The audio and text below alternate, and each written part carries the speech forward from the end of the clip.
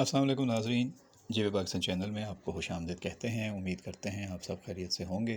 بات کریں گے ایک مرتبہ پھر آج آپ سے ہم آپ کے پسندیدہ مشہور ڈرامے بجو کے تازہ ترین اپڈیٹس کے حوالے سے، جہاں بجو بھائی کا بیٹا مارنے کے بعد خود پارک میں بیٹھ کے اپنے دل بھر کے ساتھ آئس کریم کھا رہی ہے۔ اس کا بھائی اور اس کی بھابھی اپنے بننے والے بچے کا غم منا رہے ہیں۔ پورا گھر دکھی ہے، غمزدہ ہے، اور بجو اسپتال سے بھائی کے ہاتھوں دھکا کھا کے نکالے جانے کے باوجود اور آنسو بہانے کے باوجود، گھر میں آ کے ماں کے سامنے روتے رہنے کے باوجود اب پارک میں بیٹھ کے دل بھر کے ساتھ آئس کریم کھا رہی ہے۔ دل بھر اس کو آئس کریم کھلاتا ہے اور پوچھتا ہے کہ تم اتنی خاموش کیوں ہو اور کیا مسئلہ ہے؟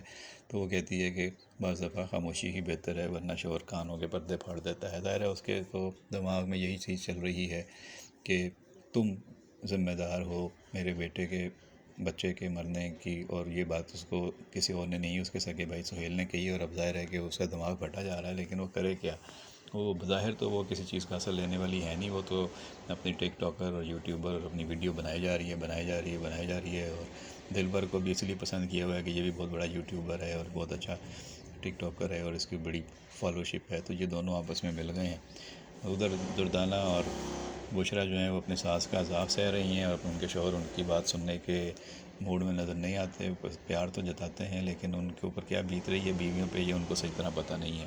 ادھر اب شمو بھی پریشان ہے کیونکہ روہیل نے تو کچھ کرنا نہیں ہے، بوبی نے ویسے کہہ دیا ہے کہ تم سہیل کی جگہ کبھی نہیں لے سکتے، چاہے جتنی مرضی تم پہ ذمہ داریاں آ جائیں۔ شمو کی ماں منی خالہ جو ہے وہی کچھ کرے گی، وہ شمو کے لیے کرنا، یا کیا روہیل اور شمو الگ ہو جائیں گے، یا وہ یہاں رہیں گے اور ان کی زندگی اجیرن ہو جائے گی؟ اب ماں کا سہارا کون بنے گا؟ روہیل پہ تو ڈیپینڈ کر نہیں سکتے، اور سہیل چلا گیا، کیا وہ خیال رکھے گا اس گھر کا؟ بظاہر تو مشکل ہے، لیکن بجو کوشش کرے گی اس کو منانے کی، لیکن بجو تو خود اپنی شادی کی فکر میں لگی ہوئی ہے۔ تو اب دیکھیں جو اپڈیٹس ہوں گے آپ تک پہنچاتے رہیں گے۔ اپنا خیال رکھیے، بہت شکریہ۔